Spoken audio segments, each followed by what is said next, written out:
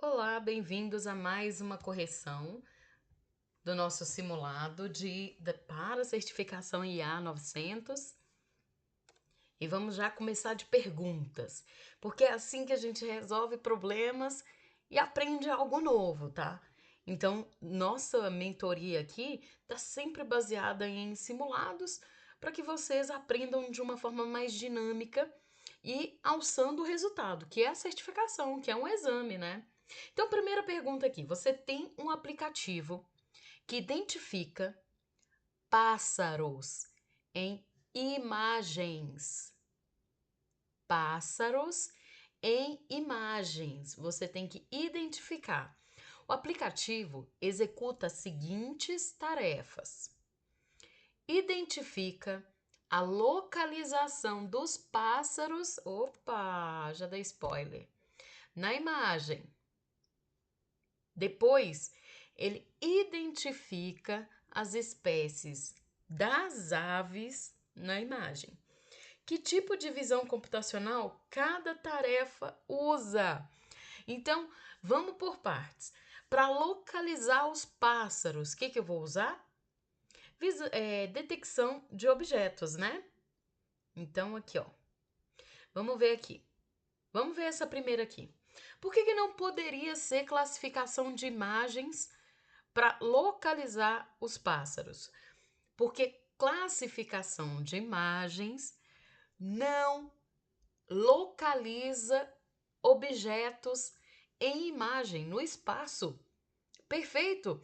Por exemplo, se você tem uma imagem de carro e esse carro é do tipo táxi, ele não vai lá e não localiza a classificação de imagem, não localiza aonde o táxi está.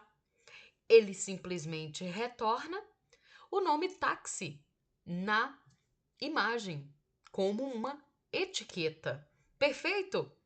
Então, localizar objetos, e aqui o meu objeto-alvo é os pássaros, então eu faço uma detecção de objeto. Então, a primeira pode ser essa, segunda ou a terceira. Essa daqui eu vou eliminar. Elimino ela já. Por que não pode ser reconhecimento óptico de caracteres? O que a gente já aprendeu? Que caracteres é só para letras, só para caracteres. Então, eu vou eliminar essa daqui. E pode ser tanto caracteres manuscritos, então letras escritas, letras e números escritos, símbolos, interrogação, né, pessoal? Caracteres é toda a gama, né? Escritas à mão, como digitalizadas na imagem, tá? Então ficou essas duas aqui. Agora, vamos lá.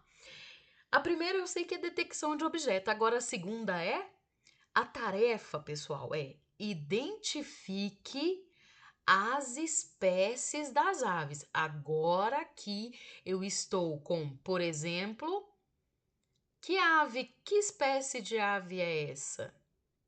Galinha. A outra, tucano. Então eu estou fazendo uma classificação. Tudo bem até aqui? Tucano. A letra tá bonita, né, gente? Misericórdia. Então, é classificação. Se eu fosse clicar nessa daqui, ó, no desespero, achando assim, já achei minha opção correta, vou marcar essa. Por que eu vou errar essa? Por conta do OCR. OCR é só para reconhecimento óptico de caracteres, quando eu quero achar texto em imagens. Tudo bem? Tanto em imagens, fotos, como documentos digitalizados. Perfeito? Ficou fácil, né? Dei aquele spoiler de leve, mas passou. Olha lá. Dê um pause na tela e lê tudo completinho, tá bom? Mas o que eu quero que vocês abstraiam daqui é os modelos, acompanha comigo aí, presta atenção. Coloca o telefone silencioso. Os modelos de aprendizagem de máquina para detecção de objetos são treinados para classificar objetos individuais de uma imagem e identificar sua localização com uma caixa delimitadora. Então vai ter lá um passarinho aqui voando aqui, ó, uma ave, ele vai lá com uma caixa delimitadora e localiza no espaço dentro da imagem, vai colocar para você, vai retornar uma coordenada e uma caixa registrada, uma caixa delimitadora, tudo bem? E ele também consegue classificar esses objetos de forma individual, falando que isso aqui é uma ave voando e é um tucano. Perfeito? Por exemplo, uma solução de monitoramento de tráfego pode detectar os objetos para identificar a localização de diferentes classes de veículos. Agora, as espécies das aves na imagem podem ser identificadas usando classificação de imagens. A classificação de imagens envolve o treinamento de um modelo de aprendizado de máquina para classificar imagens com base em seu conteúdo. Por exemplo, em uma solução de monitoramento de tráfego, você pode usar um modelo de classificação de imagens para classificar imagens com base no tipo de veículo que elas contêm. Por exemplo, táxis, ônibus, ciclistas e assim por diante, tá bom? Então, aqui a gente tratou do assunto visão computacional. Próxima pergunta. Verdadeiro ou falso, hein? O aprendizado de máquina automatizado, lembra lá do AutoML? Pode inferir automaticamente os dados de treinamento do caso de uso fornecido. Será que isso é verdade? Presta atenção nas palavrinhas-chave. Inferir automaticamente. Será que um aprendizado, uma plataforma, que é o AutoML, ele consegue, eu jogo lá os meus dados, o meu conjunto de dados. Por exemplo, eu quero treinar preço de automóvel, porque eu tenho uma garagem e eu tô com vários carros lá e cada hora vem um cliente falando que quer um preço, que quer outro, então eu quero prever o preço do carro. Será que esse AutoML, o aprendizado de máquina automatizado, ele pode inferir automaticamente os dados de treinamento? Quais serão? Quais linhas ele vai pegar? Qual é a proporção do meu conjunto de dados que ele vai pegar? Se é 50-50, se é 70-30, se é 80-20? E aí, ele pode fazer isso automaticamente? Não, não pode. Perfeito? Dê um grito aí pra você acordar, tá? Então, falso. Então, vem comigo. Os dados de treinamento são uma parte, pessoal, crucial. Ela é crucial. Então, assim, você como cientista, você como técnico de inteligência artificial, não pode delegar isso, hein? Não pode, vamos lá, divide 50-50%, fecha o olho e faz o treinamento, não. Você tem que perceber que a forma em que você entrega os dados, na proporção também, a quantidade, a qualidade desses dados para o treinamento, para o modelo, para o algoritmo treinar, é uma parte crucial do processo de aprendizado de máquina e são necessários para treinar e avaliar o modelo. A qualidade e a relevância dos dados de treinamento, frisa isso aqui, ó. A qualidade e a relevância dos dados de treinamento geralmente determinam o desempenho do modelo. Então, como que você vai, assim, não é que não poderia ter um aprendizado de máquina automatizado que tenha isso já automaticamente ali por padrão. É que você não deveria e não tem. Por quê? Porque a própria idealizadora de uma solução como essa sabe que dados de treinamento são uma parte crucial de decisão do cientista de dados, ou quer que seja um engenheiro de machine learning, decidir como ele vai fazer a divisão, quais linhas ele vai conter, né? Quais linhas, quais colunas, tá? E sabe também que a qualidade e a relevância dos dados de treinamento geralmente determina o desempenho do modelo. Então, muitas vezes, o seu modelo não está performando bem, vamos lá, dá para colocar mais dados para treinar? Então, vamos dizer assim, vamos aumentar a proporção em que você está dividindo o seu conjunto de dados? Em vez de colocar 60 para treinamento, 40 para teste, a gente coloca 80 para treinamento e 20 para teste, né? Então, a gente não pode e não tem no aprendizado de máquina automatizado a inferência automática dos dados de treinamento. Vamos ver mais uma partezinha aqui importante para a gente também acordar sobre. Ai, tá tudo. A gente tá fazendo assim em um piscar de olhos. Ninguém precisa nem entender, né, sobre inteligência artificial. Você só arrasta lá e solta. Não é isso, tá? A produção de uma solução de inteligência artificial a partir de uma interface ali amigável é para deixar com que você possa pensar em coisas mais importantes do que ficar codificando. E uma dessas coisas mais importantes é como que você vai dividir o seu conjunto de dados, né? Tem que pensar nisso. Geralmente, o AutoML ele automatiza o processo de seleção e pré-processamento dos dados.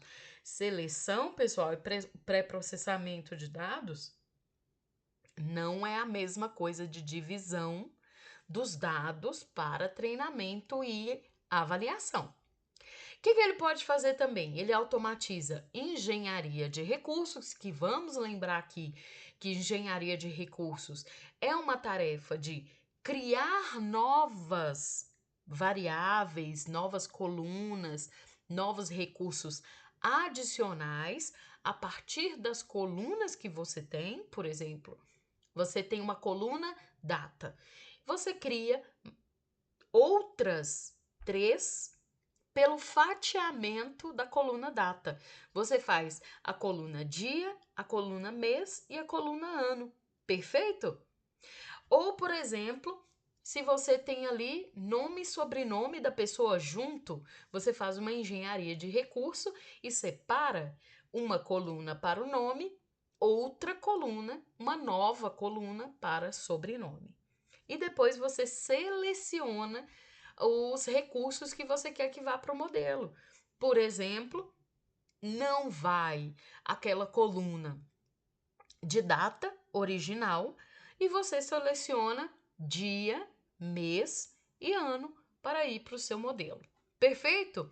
Também dá para fazer seleção de modelo, você treinar vários modelos ali e o que performar melhor é aquele que você vai. O próprio AutoML automatiza essa seleção, dado que ele escolhe o melhor desempenho, ajuste de hiperparâmetro e avaliação do modelo.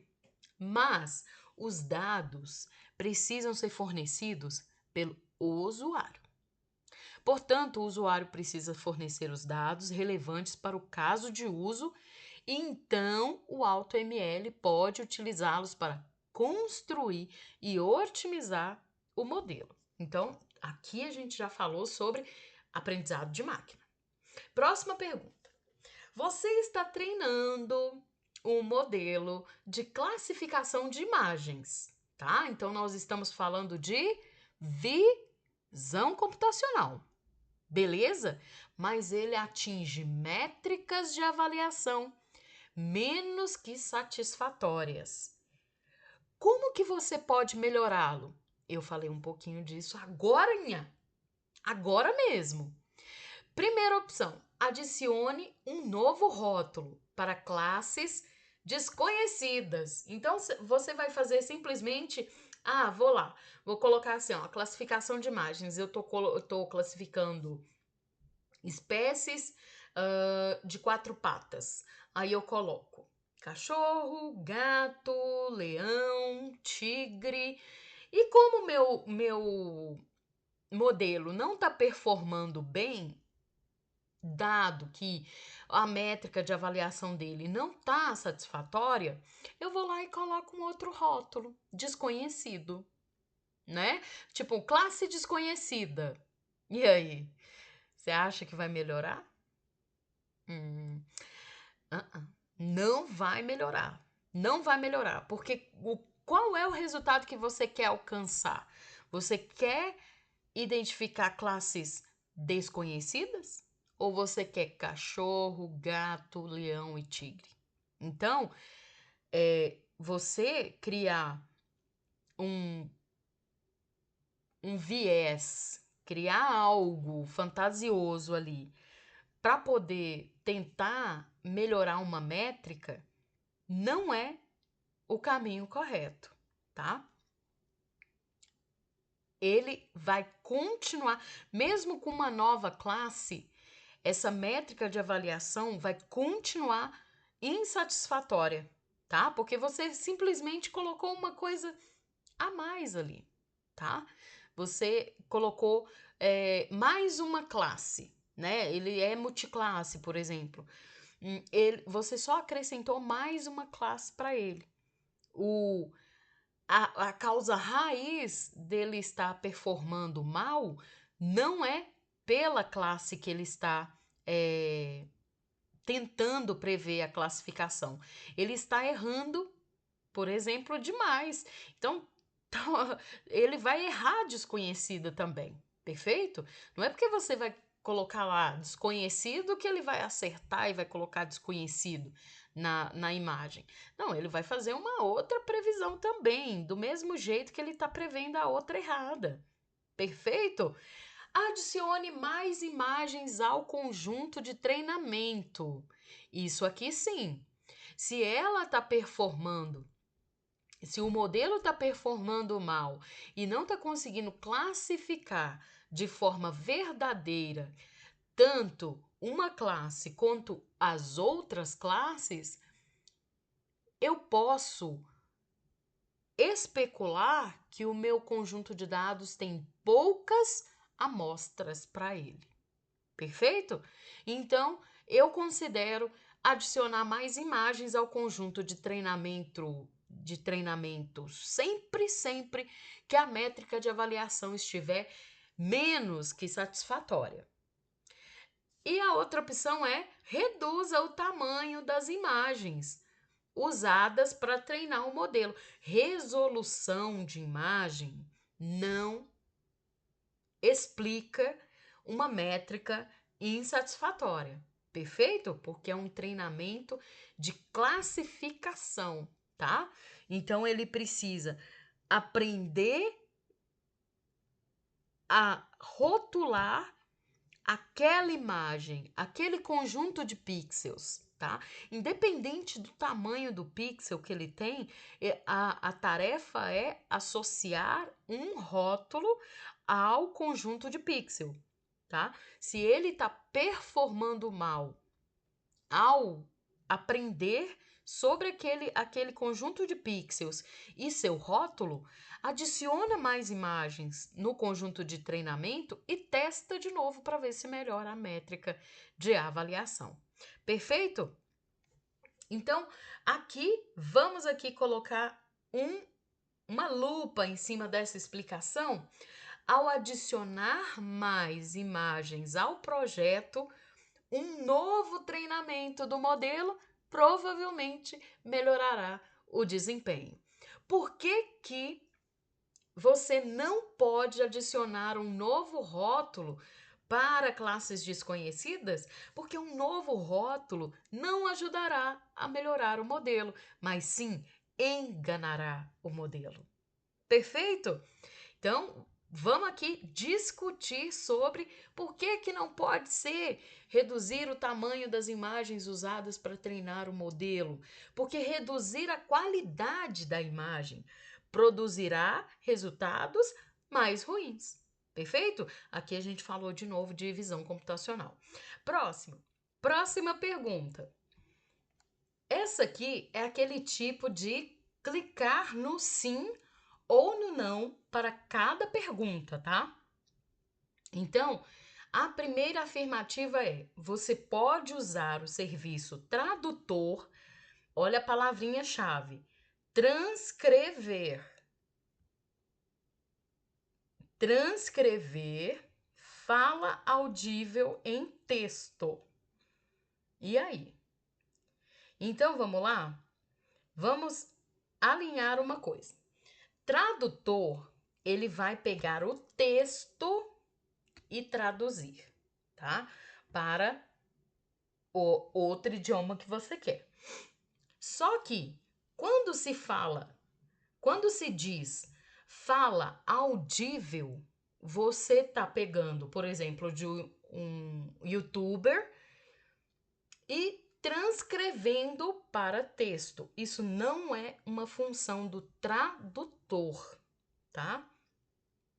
O tradutor, ele vai entrar na hora que ele faz o reconhecimento de fala, converte a fala audível em texto, e aí vai vir a funcionalidade do tradutor, que também já está embutida na fala, no serviço cognitivo de fala do Azure, e vai traduzir, tá? Mas o serviço tradutor, ele não faz isso. Olha a tarefa aqui, ó.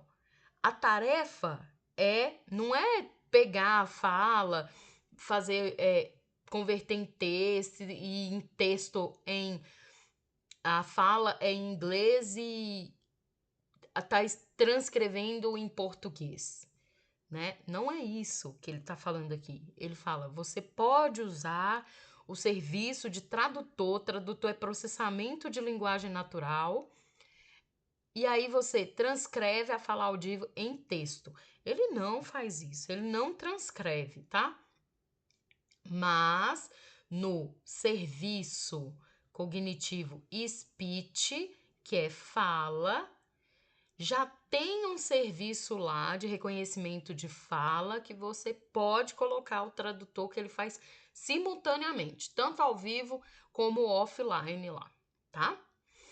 E aí ele vai traduzir de forma em tempo real. Quando você usa, presta atenção, quando você usa o speech, que é o serviço cognitivo fala, tá?